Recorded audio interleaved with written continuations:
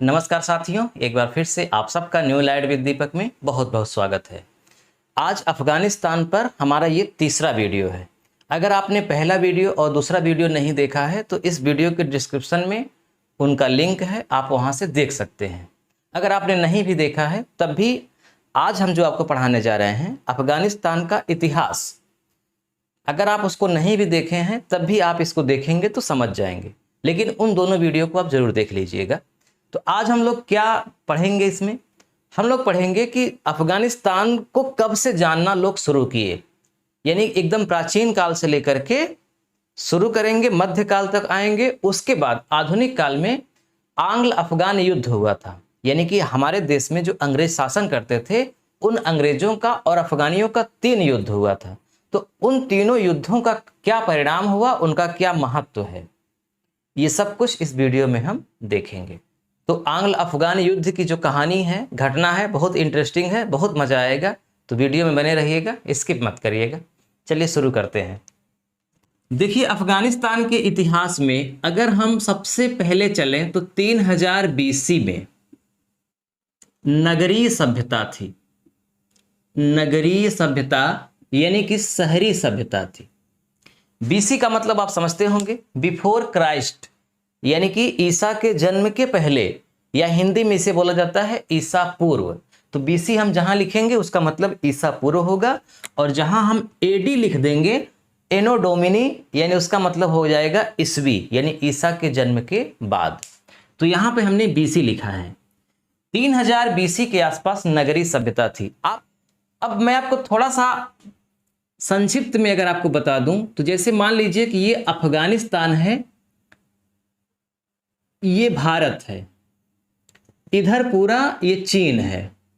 चीन, भारत, अफगानिस्तान, और इधर चले जाएंगे तो रूस है। वर्तमान में अफगानिस्तान के उत्तर में रूस नहीं है, तत्काल में उज्बेकिस्तान, कजाकिस्तान, तुर्किस्तान, इस तरह के देश हैं, लेकिन उस समय रूस के ही भाग थे, जिसे सोवियत संघ कहा जाता है। मतलब 1990 के बाद रूस से सब अलग हुए हैं तो देश बने हैं। तो मैं जिस घटना का मैं अभी आगे वर्णन करूंगा उसमें 1990 आएगा ही नहीं, इसलिए वहां पे रूस का बंटवारा हुआ ही नहीं है, पूरा रूस है, इसको आप समझिए। तो अफगानिस्तान के उत्तर में रूस है, पूर्व में चीन और भारत है, और अगर इधर चले आएंगे पश्चिम में तो पश्चिम में ईरान है। ठीक है, तो इस अफगानिस्तान में और भारत में नगरीय सभ्यता थी। इसके बाद 1800 बीसी में आर्यों का आगमन हुआ। यहां पर आर्यों का आगमन, भारत में आर्यों का आगमन 1500 बीसी में हुआ। यहां थोड़ा सा पहले, क्योंकि आर्य पश्चिम से ही आए ऐसी मान्यता है, तो पहले अफगानिस्तान पड़ा, उसके बाद भारत पड़ा। तो 1800 बीसी में अफगानिस्तान में आए और 1500 बीसी में भारत में आए आर्य। इसका मतलब यहाँ पे मुस्लिम धर्म, जो आज मुस्लिम बाहुल्य है, यानी कि 100% लगभग मुस्लिम लोग रहते हैं, उस समय ऐसा नहीं था। 12वीं शताब्दी में मुस्लिम धर्म की स्थापना हुई है। तो अभी यहाँ पे कौन सा धर्म है इसकी कोई जानकारी नहीं है। जनजातियां हैं, नगरीय सभ्यता कौन से धर्म के लोग मानते थे कोई जानकारी नहीं। आर्यों के आगमन में, अब आर्य हिंदू थे ऐसा कह सकते हैं, तो मान लीजिए कि यहाँ पे जब तक आर्य रहे होंगे तब तक हिंदू। उसके बाद 6ठी शताब्दी ईसा पूर्व या 700 बीसी, ऐसा आप लिख सकते हैं, जब भारत में महाजनपदों का उदय हुआ था। जिस समय गौतम बुद्ध थे और 16 महाजनपद थे, तो उन 16 महाजनपदों में एक जनपद अफगानिस्तान का था, गांधार। यानी भारत में 15 जनपद, एक जनपद अफगानिस्तान का गांधार था। तो इसका भी वर्णन मिलता है। इसका मतलब गांधार भी उस समय भारत का हिस्सा रहा होगा, तभी तो 16 महाजनपदों में एक था। इसके बाद जब और आगे बढ़ें तो 400 बीसी, आप जानते हैं कि सिकंदर का आक्रमण हुआ था 326-323 ईसा पूर्व में, तो उसको आप 400 बीसी कह सकते हैं। जैसे इस समय 2021 लगा है ना, तो इसको 21वीं शताब्दी लिखा जाता है। उसी तरह से जब उल्टे क्रम में आता है तो जो चल रहा होता है उसको लिखा जाता है। तो 400 बीसी में सिकंदर का यहाँ पे आक्रमण हुआ। इसका मतलब ये हुआ कि यहाँ पर यूनानियों का शासन हो गया। सिकंदर ने जीता तो यूनानियों का शासन हो गया। उसके बाद जब 300 BC में हम आते हैं तो भारत में चंद्रगुप्त मौर्य यानी कि मौर्यों का युग शुरू हो गया है। तो चंद्रगुप्त मौर्य ने कुछ प्रांत अफगानिस्तान का जीता था, तो यानी इस समय ये भारत का एक तरह से हिस्सा है। तो मौर्यों के समय में इसका मतलब कि अब मौर्य जैन धर्म को मानते थे, लेकिन सभी मौर्य जैन धर्म को नहीं मानते थे। चंद्रगुप्त मौर्य जैन को मानता था, उसके बाद आजीवक संप्रदाय को मानता था, उसके बाद अशोक हुआ वो बौद्ध धर्म को मानने लगा। तो इस तरह से जब तक यहाँ पे जिनका जिनका राजाओं का शासन रहा, बेसिकली चंद्रगुप्त मौर्य का ही रहा, जिसका मतलब कि यहाँ पर जैन धर्म का भी प्रभाव कुछ समय के लिए रहा। इस तरह से ये प्राचीन काल की बात हो गई। अगर हम मध्यकाल में आ जाएं, 12वीं शताब्दी में, 12वीं शताब्दी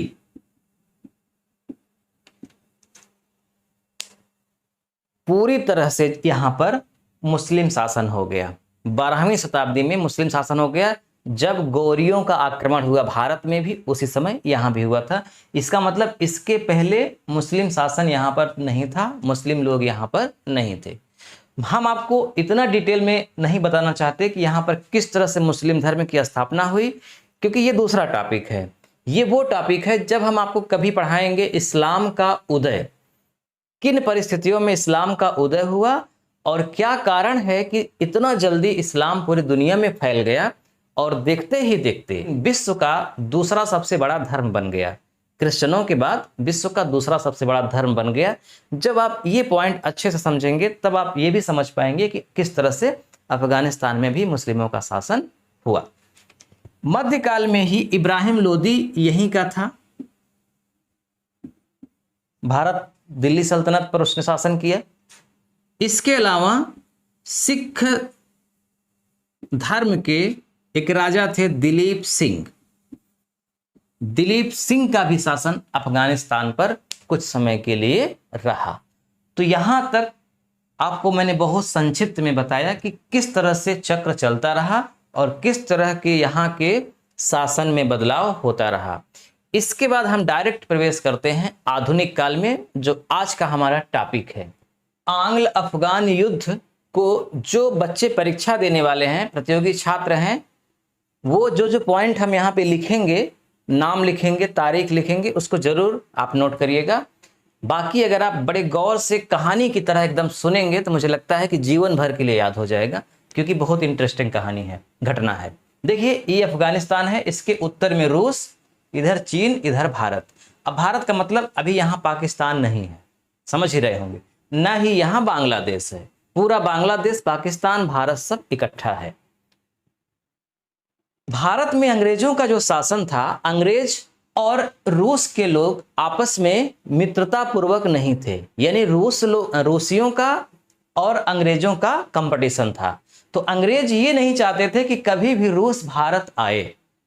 इनको हमेशा डर था कि जब भी रूस भारत की ओर आएगा वो अफगानिस्तान से होकर के आएगा।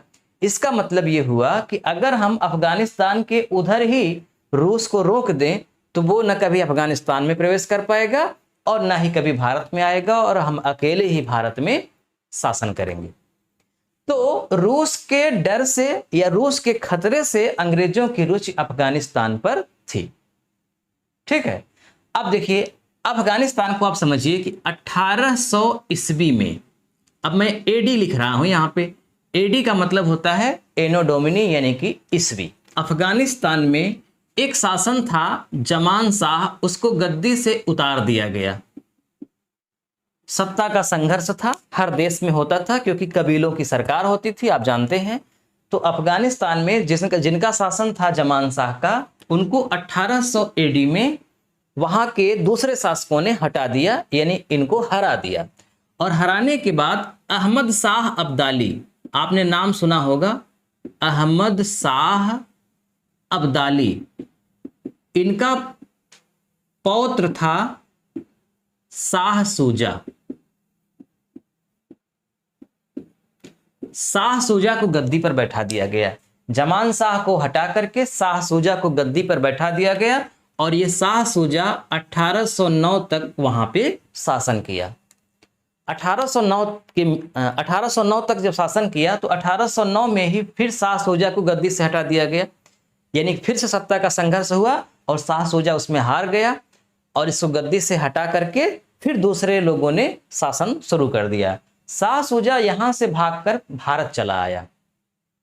जब भारत आ गया तो भारत में अंग्रेजों ने इसको शरण दी और भारत के लुधियाना में, पंजाब में लुधियाना है आप जानते होंगे, तो लुधियाना में शाह सूजा को अंग्रेजों ने शरण दे दी और अंग्रेजों का यह पेंशनर बन गया। मतलब अंग्रेज इसको पेंशन देने लगे कि आप इस पेंशन से अपना खर्चा चलाइए, जीवन यापन करिए और यहीं भारत में पड़े रहिए, अफगानिस्तान आप मत जाइए। इतनी बात समझ में आ गई। अब शाह सूजा भारत में ही पड़ा रहा। ऐसे होते होते वहां पे शासन चल रहा था। जो लोग शाह सूजा को हराए थे उनसे मतलब नहीं है। समय आ जाता है 1827 एडी, यानी 1827 ईस्वी में फिर से यहां पर एक महत्वपूर्ण शासक हुआ।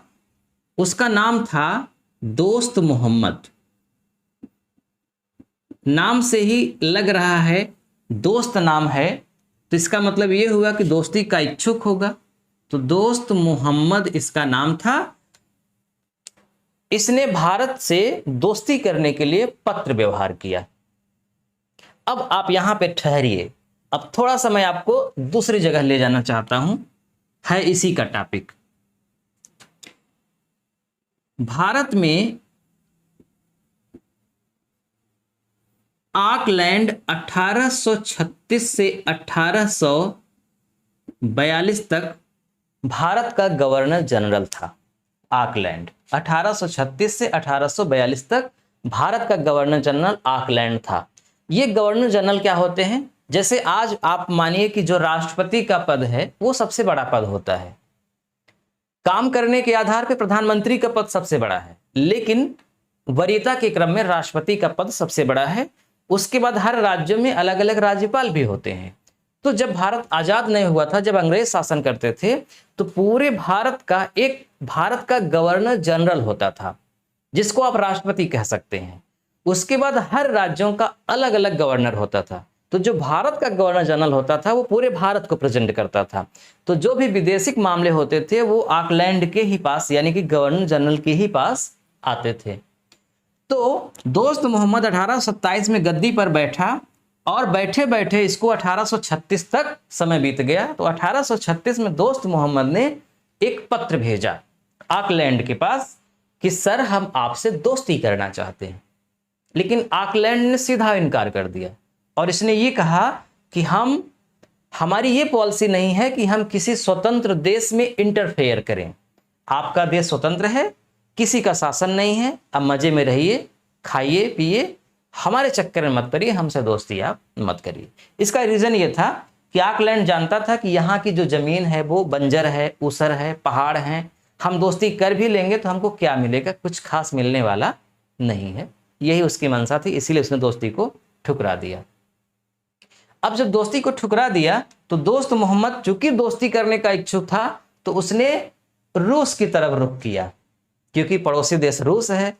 तो जब दोस्त मोहम्मद रूस से दोस्ती करने के लिए इच्छुक हो गया, कुछ दोस्ती हो भी गई, तब इनको चिंता होने लगी कि अरे ये तो रूस से दोस्ती करके हो सकता है कि एक समय दोनों हमारे ऊपर चढ़ाई करके हमको जीत लें और भारत में रूस अफगान का शासन हो जाए। तो ऑकलैंड ने एक राजदूत भेजा दोस्त मोहम्मद के पास। उस राजदूत का नाम था अलेक्जेंडर वर्न्स। अलेक्जेंडर वर्न्स नामक राजदूत को अफगानिस्तान में यानी कि काबुल में दोस्त मोहम्मद के पास भेजा दोस्ती करने के लिए। दोस्त मोहम्मद ने कहा कि हमारी दोस्ती को ठुकरा दिया था, अब आप दोस्ती करने के लिए आए हैं तो हमारी एक शर्त है। अंग्रेजों ने कहा बताइए शर्त क्या है? इन्होंने कहा कि जो राजा रणजीत सिंह के पास पेशावर है प्रांत, उस पेशावर प्रांत को हमें दे दिया जाए, और अगर आप पेशावर को हमें दे देंगे तब हम दोस्ती करेंगे, अन्यथा दोस्ती नहीं करेंगे।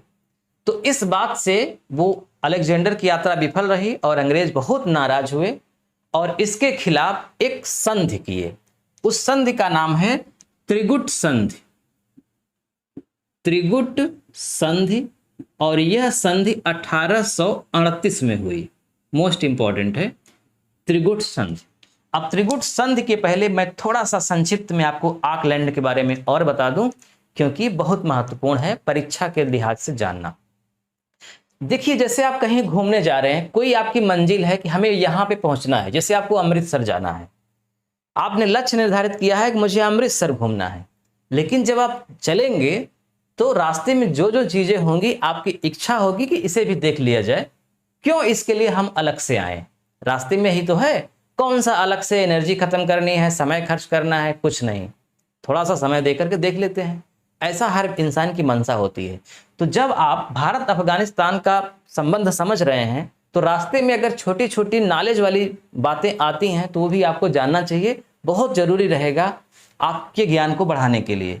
तो ऑकलैंड से संबंधित वो ज्ञान है कि ऑकलैंड ने एक तो काम ये किया कि अभी जो आंग्ल अफगान युद्ध होगा वो ऑकलैंड के ही समय में होगा, जो हम अभी आपको बताएंगे। इसके अलावा इसने एक काम और महत्वपूर्ण किया था, तो थोड़ा सा समझिए आप 3 पॉइंट में। जब भारत में चंद्रगुप्त मौर्य का शासन था, प्राचीन काल में आप चले जाइए, चंद्रगुप्त मौर्य ने अफगानिस्तान को जीता था सेल्यूकस निकेटर से। तो अफगानिस्तान का जो काबुल शहर है, काबुल, और भारत का बांग्लादेश में जो चटगांव है, चटगांव, और यहां पर काबुल, काबुल से चटगांव तक एक सड़क बनवाई थी। इसका मतलब कि अगर अब आधुनिक काल में देखें तो अफगानिस्तान, पाकिस्तान, भारत और बांग्लादेश, 4 देशों को यह सड़क जोड़ रही है। तो काबुल से चटगांव तक एक सड़क बनाई थी और इस सड़क का नाम रखा गया था उत्तरापथ। जैसे रेशम मार्ग आप नाम सुने होंगे, बहुत महत्वपूर्ण मार्ग था, वैसे ही उत्तरापथ मार्ग था। आगे चलकर के मध्यकाल में इसी उत्तरापथ का और पुनर्निर्माण करवाया गया शेरशाह सूरी द्वारा, और इस उत्तरापथ का नाम रखा गया शेरशाह सूरी मार्ग। फिर आधुनिक काल में जब ऑकलैंड भारत का गवर्नर जनरल बना तो उसने 1839 ईस्वी में इस सड़क का नाम बदल दिया और रख दिया GT road, grand truck road, जो आज अमृतसर से कोलकाता तक जाती है। क्योंकि आप जानते हैं जब अलग अलग देश बन गए तो वो अपने हिसाब से सड़कों का नाम भी अपने यहाँ कर लिए, और इस सड़क को मतलब इधर उधर भी कर दिया गया, क्योंकि जब हाईवे बनने लगे तो मूल स्थान से जगह जगह इसको खिसका भी दिया गया। तो ये वास्तविक रूप में इस समय वैसी नहीं है जैसी उस समय कभी थी। उदाहरण के लिए आप दिल्ली भी चले जाइए तो दिल्ली में भी अपने मूल स्थान पर ये कुछ जगह पे नहीं है। तो इस समय अमृतसर से जो कोलकाता तक सड़क है NH1 और NH2, उसका नाम क्या है? GT road. तो शेरशाह सूरी मार्ग या उत्तरापथ मार्ग का नाम ऑकलैंड ने जीटी रोड रखा था। जीटी रोड यानी कि ग्रांड ट्रक रोड, इसलिए भी ऑकलैंड इतिहास में जाना जाता है। तो अब देखिए, त्रिगुट संधि जब बन गई तो त्रिगुट संधि बनी किनके बीच में? संधि का मतलब क्या होता है? समझौता। तो 3 लोगों के बीच में समझौता हुआ। कब समझौता हुआ? जब अफगानिस्तान से दोस्ती ठुकरा दी गई, तब अंग्रेजों ने एक त्रिगुट संधि किया। इस संधि में 3 लोग शामिल थे। एक राजा रणजीत सिंह शामिल थे, जिनके क्षेत्र में पेशावर था, ऑकलैंड तो था ही। तीसरा था शाह सूजा। रणजीत सिंह, ऑकलैंड और शाह सूजा के बीच में 1838 में एक त्रिगुट संधि हुई। इस संधि में यह समझौता हुआ कि हम सब अफगानिस्तान पर चढ़ाई करेंगे, मतलब अंग्रेज अपनी सेना अफगानिस्तान में भेजेंगे और वहां पर दोस्त मोहम्मद को हरा देंगे, और हरा करके शाह सूजा को वहां का राजा बनाएंगे, वहां का शासक बनाएंगे। इसके बाद शाह सूजा वहां अपना आंतरिक मामला तो देखेगा, शासन करेगा, लेकिन जो वैदेशिक मामला होगा, यानी कि किस देश से दोस्ती करनी चाहिए, किससे दुश्मनी करनी चाहिए, ये जो पूरा मामला होगा उस पर विचार अंग्रेज करेंगे। इसके अलावा कुछ अफगानिस्तान का क्षेत्र रणजीत सिंह को मिलेगा और कुछ क्षेत्र अंग्रेजों को मिलेगा। ऐसा इन लोगों ने आपस में समझौता किया। समझौते के जस्ट बाद एक सेना भेजी जाती है अफगानिस्तान पर। उस सेना का नाम था सिंधु सेना। इसे बोला गया प्रथम आंग्ल अफगान युद्ध। तो अब प्रथम आंग्ल अफगान युद्ध में क्या होता है, अब आप आगे समझिए। प्रथम आंग्ल अफगान युद्ध 1839 से 1842 के बीच में हुआ। इसमें जो अंग्रेजों ने सेना भेजी उस सेना का नाम था सिंधु सेना।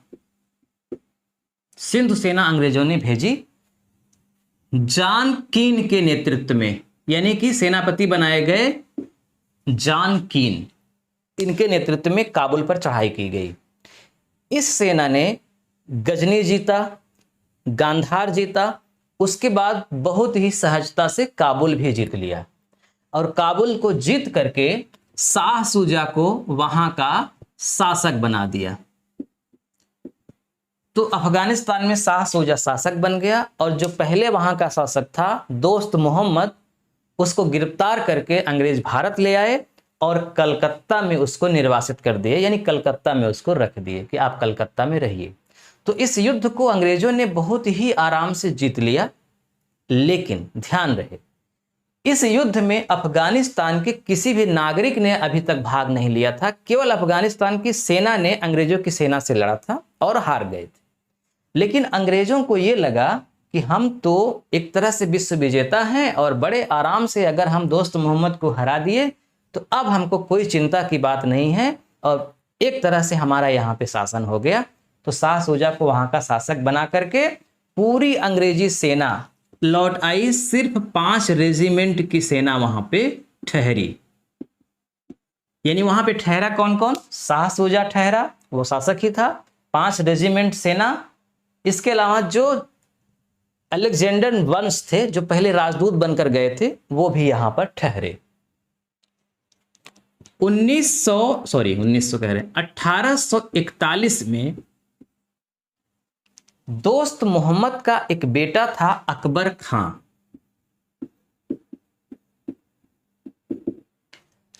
अकबर खां के नेतृत्व में पूरी अफगानिस्तान के नागरिकों ने एक साथ इन लोगों पर चढ़ाई कर दिया। क्योंकि जब ये लोग युद्ध जीते थे उस समय वहां के नागरिकों ने भाग नहीं लिया था, क्योंकि उस समय बहुत युद्ध होते थे। तो युद्ध में केवल सेनाएं ही भाग लेती थी, आम नागरिक कभी भी भाग नहीं लेते थे। लेकिन जब बड़े आराम से अंग्रेजों ने इसे जीत लिया तो वहां के नागरिक अंदर ही अंदर सुलग रहे थे। वो अपनी संप्रभुता पर ठेस मान रहे थे। उनका ये मानना था कि हम एक स्वतंत्र देश हैं और बाहर के लोग आकर के हमारे राजा को जीत लिए, भले आपस में हमारा क्या संबंध था अलग बात है, लेकिन बाहरी लोगों ने ऐसा किया।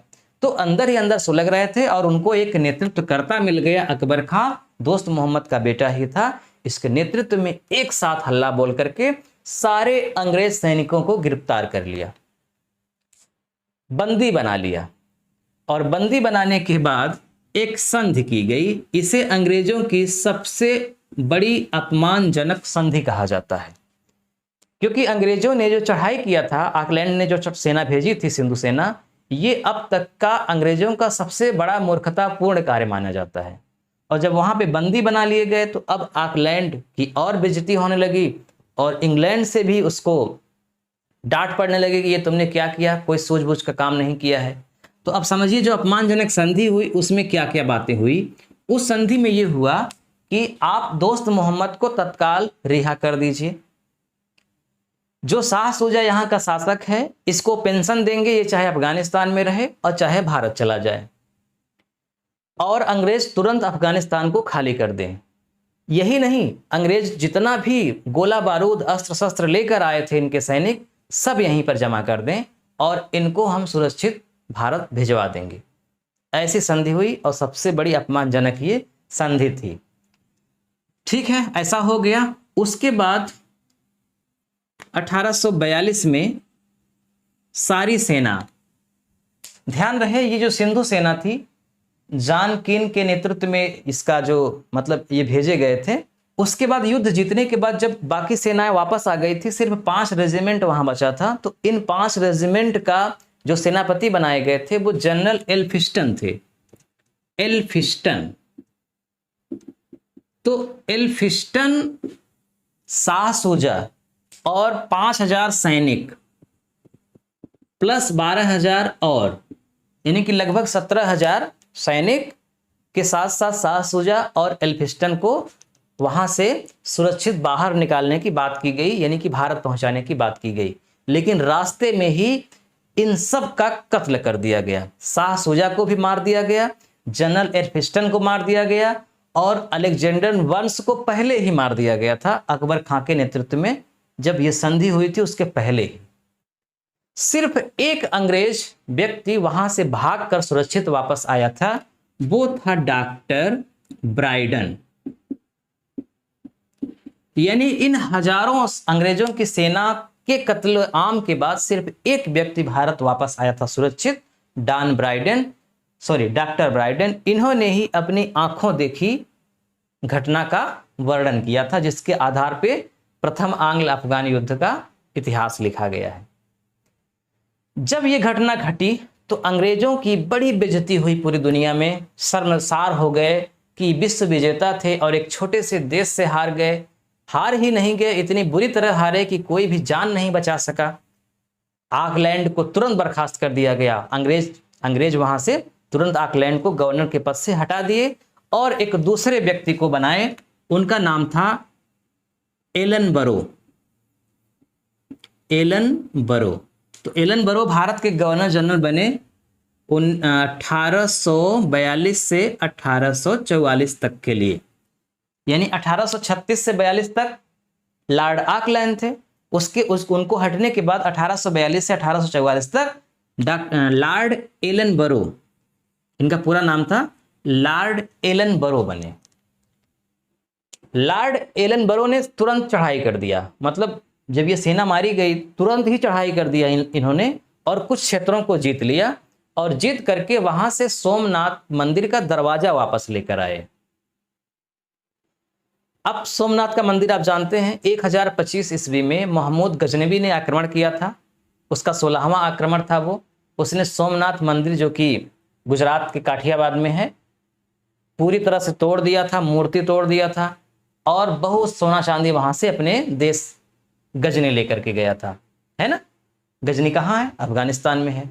तो वहां का कहते हैं कि सोमनाथ का दरवाजा भी लेकर गया था। तो जब ये सिंधु सेना पूरी तरह से हार गई थी तो अंग्रेजों को ये सबसे बड़ा डर सताने लगा था कि कहीं भारतीयों के मन में ये ना हो जाए कि एक छोटे से देश अफगानिस्तान ने अंग्रेज को हरा दिया, तो हम तो इतने बड़े देश हैं तो हम क्यों नहीं हरा पाएंगे। तो ऐसा सोच करके वो विद्रोह न कर दें, इसलिए उनको खुश करने के लिए एलन बरो ने सोमनाथ के मंदिर का जो दरवाजा अफगानिस्तान में रखा था उसको लेकर भारत आया और बड़े गर्व से उसने कहा कि आज मैंने 800 साल पुराने अपमान का बदला लिया है। क्योंकि 800 साल पहले यानी कि 1025 में महमूद गजनवी जो तोड़कर दरवाजा वहां ले गया था, आज मैं उसको फिर से अपने भारतीयों के लिए वापस लेकर आया हूं। ऐसा उसके कहने की यही मंशा थी कि यहाँ के भारतीय खुश हो जाएं और उनको लगे कि हाँ आज हम अपने अपमान का बदला ले चुके हैं।